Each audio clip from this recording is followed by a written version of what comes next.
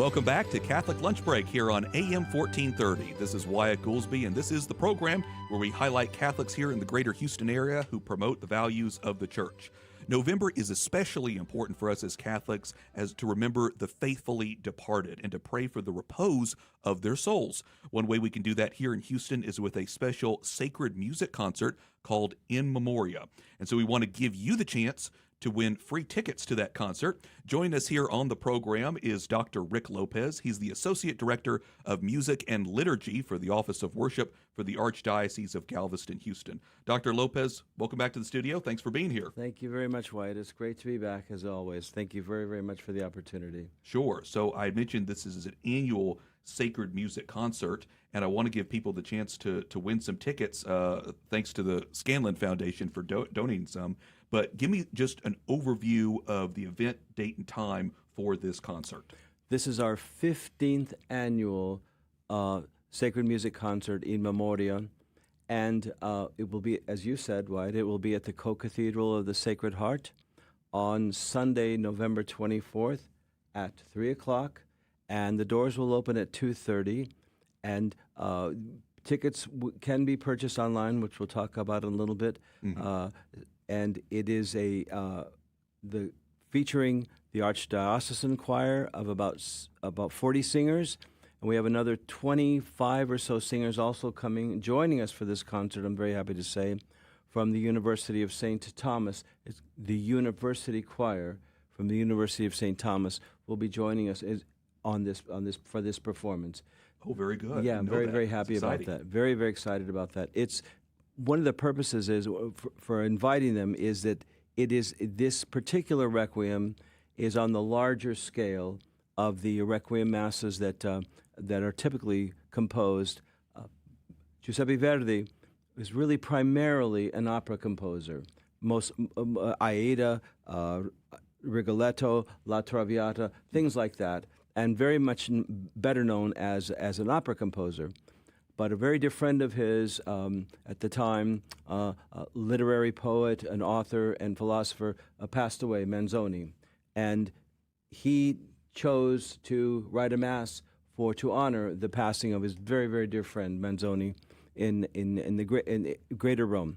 And because of that, he actually used the Requiem Mass, the Mass for the Dead, a Latin text, which is by that time had been used very, very often, and decided to add his style of writing, composition of the period. What? Romanticism at its highest level, mid-late 19th century. And to be very honest, this Requiem Mass absolutely does transcend the normal musical styles that you would hear at a Requiem Mass. There's not a whole lot real somber in this Mass. It's highly dramatic. Instruments are the full orchestra, lots of brass, and typically done by a larger chorus. Mm-hmm. And for this concert at the end of the month, I'm not performing the entire work, but I'm doing about 2/3 of it as we prepare for a larger and full performance later on next year. So that gives you an idea of what this Requiem by Giuseppe Verdi is all about.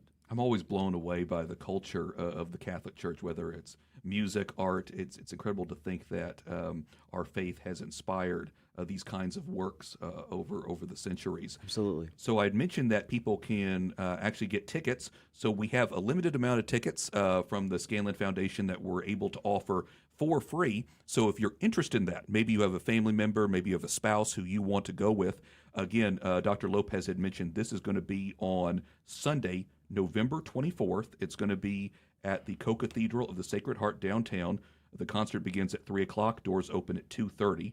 If you want to get in on some free tickets, we ask you to send an email. So you're going to need to email my colleague, Zach Allen. Zach is the general manager here at KSHJ, relatively new, figuring everything out and helping us out here on this program. And we want you to send him an email at his email address, which is zachary@grnonline.com. So it's ZACHARY @GRN. GRN is for Guadalupe Radio Network, by the way. So Zachary at grnonline.com. Send a note to Zach and tell Zach, hey, I'm interested in this concert, this In Memoria concert, and tell him how many tickets you think you'd want. And we will check our records and see what we can do. But send Zach all of your contact information, your name, address, telephone number, and tell him that you're interested. So again, contact my colleague Zach Allen if you want free tickets to this In Memoria concert. And again, we're so thankful to the Scanlon Foundation for helping sponsor this event and being able to give these tickets out for people who really want to go and draw closer to the Lord through this sacred music as well. I remember, Dr. Lopez, I went last year, and it was very powerful. I want to ask you about the Co-Cathedral of the Sacred Heart in downtown Houston as a venue for this. Tell me about the acoustics and what it's like being there that may make the cathedral a little bit different than it would be if you were in many other just churches, smaller churches. The first thing that comes to mind on that very question is this. The overall acoustic is very, very good because when they designed it, they incorporated almost exclusively hard surfaces, wood and marble. When you walk in, those are really the elements that you see in the space itself. So using those elements in any space are going to give you a very, very resonant and profound sound. The other thing the other item that contributes to that acoustic resonance is the reality is from front of the cathedral, from the entrance of the co-cathedral to the back of the co-cathedral, literally the sanctuary is literally a block, a full block. So there's a very, very, very long throw from front to back of the church, which also, and a very, very high ceiling. So all those things contribute to an excellent acoustic design and excellent acoustic impact to just about anything that takes place there. In this case, Zach, you went last year, you went last year, and what happened is we were actually in the loft and we did projection. This year, due to the nature, because I needed to use the organ, but this year there is no organ part. So I'm going to do this, I'm going to switch gears here and do the entire work from the sanctuary steps itself. I'm going to do it at the front of the co-cathedral, which I'm absolutely certain will have an even more of an impact to the audience members that comes. We're going to do it at the front. There'll be a 20-piece orchestra in the space in front of the front pews, and then the chorus will be standing with some risers, et cetera, on the front steps of the sanctuary itself, in front of the table.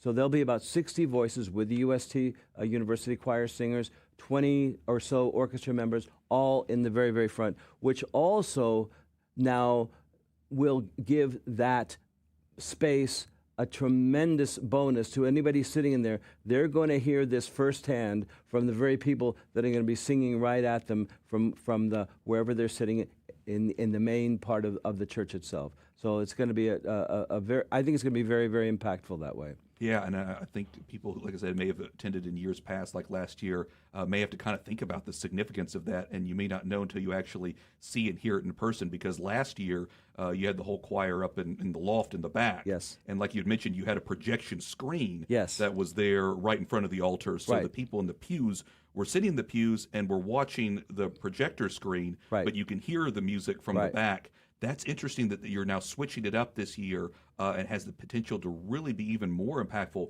when you put the whole choir and the additional folks from the University of St. Thomas right there in the front. Yes, sir.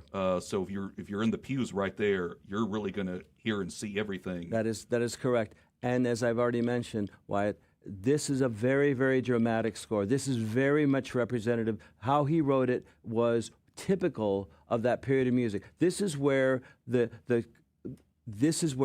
this period of music is where you'll find the dramatic changes of dynamics. There are dynamic levels in this piece, what you would also find in the operas of the time, very, very, very, very extreme. Very, very extreme. We have fortes, triple, quadruple fortes, triple, quadruple pianos, which you don't see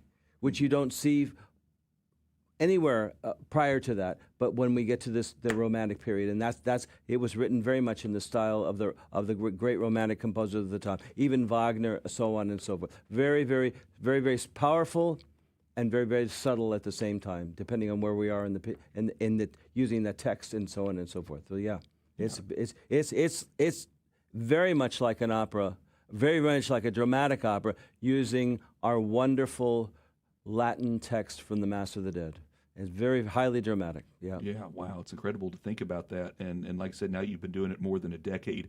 I'm sure that the concert, sacred music concert, really has kind of gotten better. You guys have figured out how to use the space more and more Yes. over the years. That's correct. Yes. Which is good because I guess you get to be creative and thinking about how do you incorporate all of this elements into this. Right. There are times when I really didn't have any choice but to sing in the loft because I needed the organ or something like that. But not with this piece. It's all orchestration, all strings and brass, a lot of strings, a lot of brass, and all that kind of thing. Mm-hmm. So the more and more I thought about, let's try this down front, and the more and more I've been thinking about processing that, I'm absolutely in my heart believe that it's going to have a tremendous impact on our audience members that come and join us that afternoon. Very good. Again, the In Memoriam concert coming up on November 24th, that Sunday afternoon.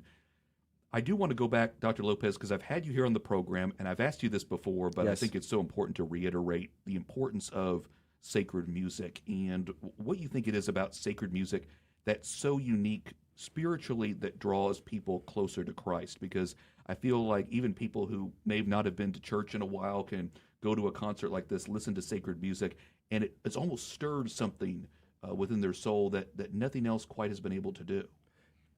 I think it's two things. That's a very good question, and I do get asked this. I mean, why did I study? Why did I go to school? My doctorate is actually in sacred music and choral conducting. That was my specialty. Part of my studies were with a gentleman that was head of a seminary right close to us, a school of theology, excuse me. Mm-hmm. So let me ask it this way. It's twofold. Number one should be attention to the text. What is that text saying? Sacred text, typically from Scripture or some sacred words, whatever. So that's number one. So if that is appropriate and being used at a particular moment of whether it's of a liturgy or a prayer service or whatever the case may be, that we hope that text is now adding to the overall context of what we're doing. And then of equal importance, though, if we're adding music to that, how is the music supporting the words, the sacred music, the sacred text, the scripture that we're using? And 9 times out of 10, when that music actually supports those sacred words, that's when that's what you're after. And then when that happens, and we ask the assembly now to join us on singing, "O God, from whom all ages pass," okay? When we ask them to join with us, and